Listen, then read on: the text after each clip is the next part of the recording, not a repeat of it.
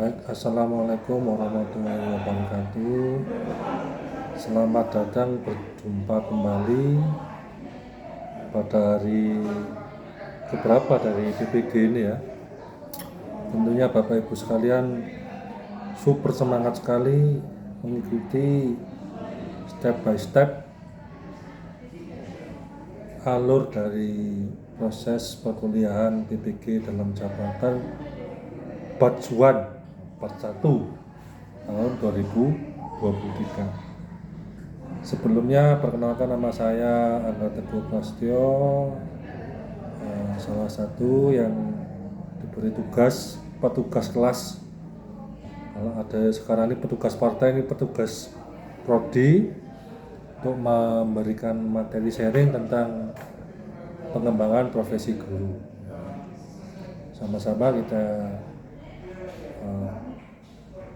gali kembali nilai-nilai martabat menjadi seorang pendidik, baik Bapak Ibu sekalian sebagai seorang guru dan kami di perguruan tinggi ini sebagai seorang dosen.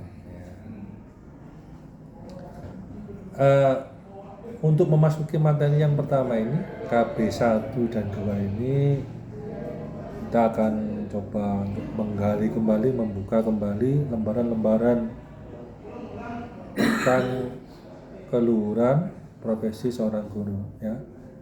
Ini ingat ada kata-kata profesi dan ada kata-kata pekerjaan ya. Dalam bahasa orang Mojokerto itu profesi, profesional, kalau pekerjaan itu vacancy. Apa bedanya? Jadi kalau profesi ini ditempatkan pada level tertinggi dari sebuah pekerjaan.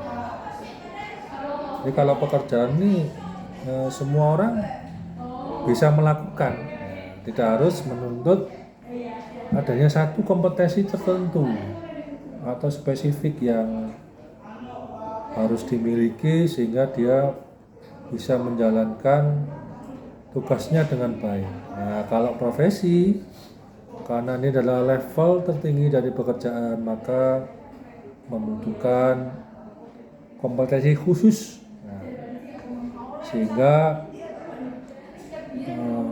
hasil dari yang dikerjakannya menjadi lebih maksimal, lebih karena profesi maka dibutuhkan satu aturan kode etik tertentu yang disepakati sehingga pekerjaan tadi menghasilkan hasil yang maksimal dalam jangka panjang.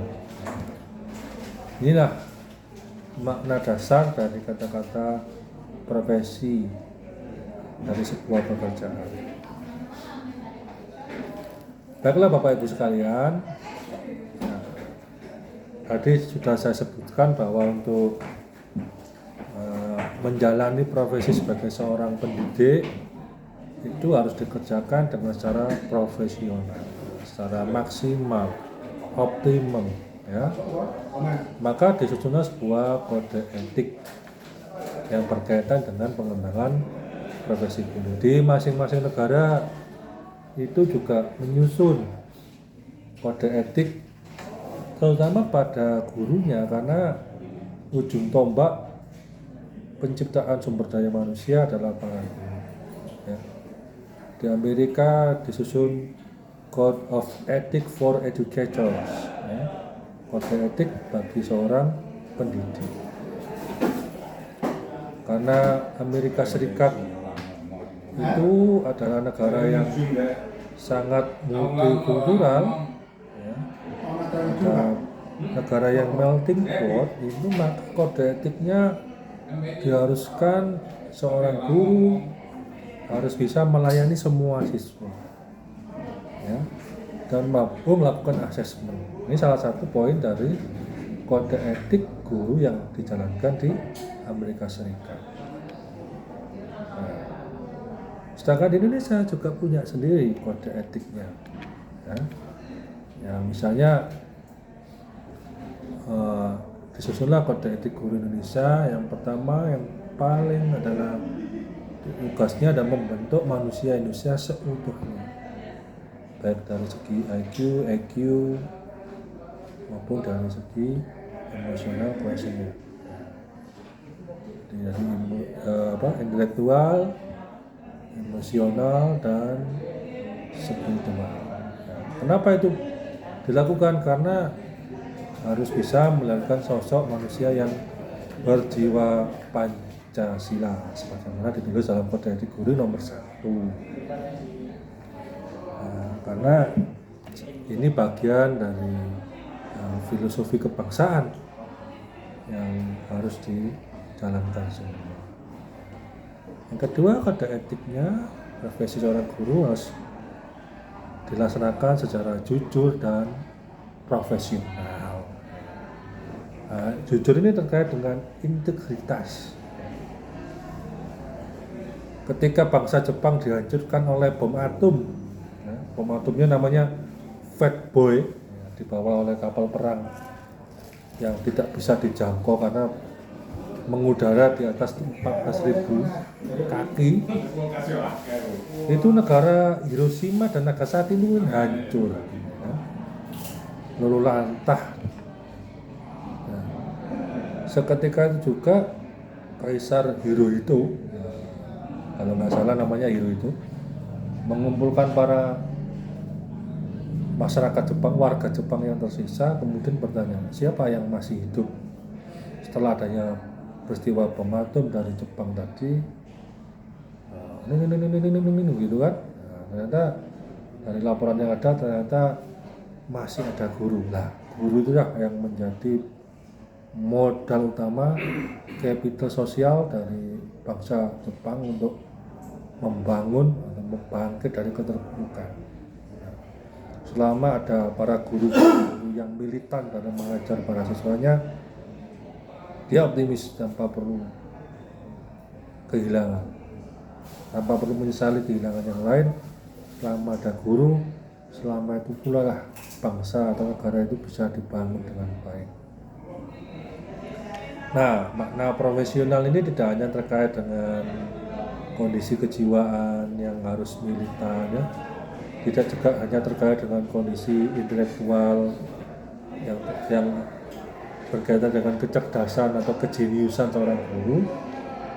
Namun sebagaimana amanah Undang-Undang Nomor 20 Tahun 2003 yang kemudian juga dipertajam dalam Undang-Undang Nomor 14 Tahun 2005 tentang guru dan dosen, maka konsep profesionalitas itu juga dilengkapi dengan profesionalitas dalam kesejahteraan. Nah, ini poin yang paling ditunggu oleh para guru dunia akhirat, ya. Nah, sudah lama terlalu kiri hidup menderita untuk perbaikan nasib, sehingga kemudian ngajarnya semangat adalah profesionalitas dalam kesejahteraan. Ya, ini juga menjadi cita-cita kita bersama semua, ya kan? Eksis dimulai dari kebutuhan perut dan sekitarnya yang terpenuhi. Nah, itu kalau kita belajar dari teori kebutuhan, ya, hierarki needs-nya Abraham Maslow, ya, orang itu bisa eksis. Yang perlu diselesaikan lebih awal adalah kebutuhan perut dan sekitarnya, ya, makan, minum, basic need. Nah, kalau orang Mojokerto di daerah Mojosari sana mengatakan, ya, basic need ini harus dibangun terlebih dahulu. Begitu, ya.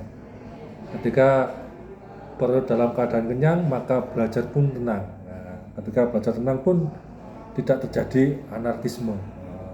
Berpikir logis tanpa logistik menjadi anarkis. Nah, ini seringkali hawa-hawa seperti ini terjadi, ya. Nah, makanya kemudian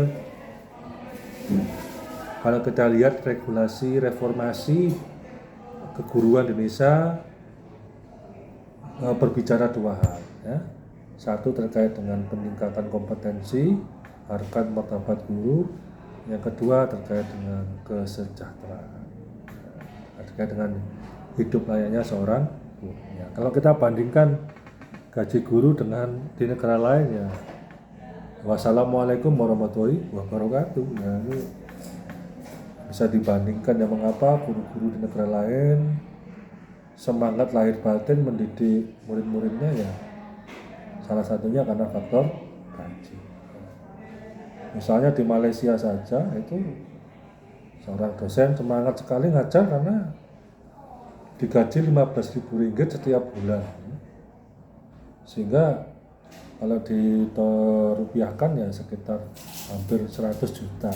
Nah, karena gajinya 100 juta nggak ada dosen yang maklar ya, McLaren. Kadang memaklari apa sehingga kemudian kerjaan dosen hanya menjadi sampingan. Kerjaan utamanya adalah McLaren. Nah, ini masih banyak yang seperti itu, terutama di sektor swasta. Di guru juga demikian, banyak guru yang nyambi jadi ojol sehingga kemudian tidak fokus pendalaman keilmuannya. Ini menjadi keprihatinan kita semua ya. Makanya melalui program PPG Pendidikan Profesi Guru ini dalam jabatan, kita berjuang bersama-sama agar para guru di Indonesia ini juga bisa survival, ilmunya terus terupdate, kesejahteraannya terus meningkat, sehingga kemudian ada jiwa al-mutmainah ya, ketenangan jiwa dalam mengajar ya, enggak sampai stres mikirin uang harian ya, belum makan atau menyekolahkan BPKB seperti yang Bapak Ibu pernah lakukan dan sebagainya. Nah, ini salah satu solusi dalam pengembangan profesi guru, growth. Nah, jadi ada istilah tumbuh dan berkembang. Nah, jadi orang yang berkembang itu dari 1 menjadi 2 menjadi 3 sebagainya. Nah, inilah salah satu solusi yang paling rasional dengan perjuangan yang harus kuat-kuatnya yang Bapak Ibu harus lakukan ya. Di tengah mungkin ya usia sudah mulai nggak muda lagi, harus menjadi MC ngomong cucu mungkin sudah STW, sudah tua ya. Jadi tantangannya banyak ya mau nggak mau, suka nggak suka, itulah bagian dari realitas menjadi seorang guru, bagian dari konsekuensi ya. Nah, Bapak Ibu sekalian, ini sebagai pengantar ya, Bapak Ibu sekalian mengikuti step by step dengan sabar ya, dengan telaten, dengan rajin gelaran PPG Daljab batch 1 yang kurang lebih akan kita lalui selama 3-4 bulan ke depan. Tentu rasa capek ya kan, rasa malas ya kan, nah, itu akan mewarnai di setiap kali perjalanan ya. Tapi itu bisa dikalahkan kalau Bapak Ibu sekalian punya passion ya, punya gairah yang luar biasa untuk mendidik atau untuk belajar. Sebelum mendidik, belajar dengan para teman satu kelas, dengan para LMS, dengan para dosen ya. Dan nanti juga akan dibantu oleh para alumni, sehingga Bapak Ibu sekalian tetap semangat, tetap tersenyum meskipun ya dalam tanda kutip berdarah-darah, orang seperti itu. Entah itu darah biru, entah darah merah, yang penting tetap semangat ya. Belajar dan belajar sebagaimana dikatakan Mas Boy ya, sekretaris seperti kita ya harus semangat, nggak boleh kendur, pantang pulang sebelum bawa uang. Nah, seperti itu semangat 45 yang harus dibangun ya. Oke, untuk KB12 ini sebagai materi pemancing ya, di YouTube saya kita akhiri ya. Semoga ini sedikit memberi gambaran mengenai kedepannya biar Bapak Ibu sekalian semangat dan berjuang mati-matian demi lulus PPG. Demikian, Assalamualaikum warahmatullahi wabarakatuh.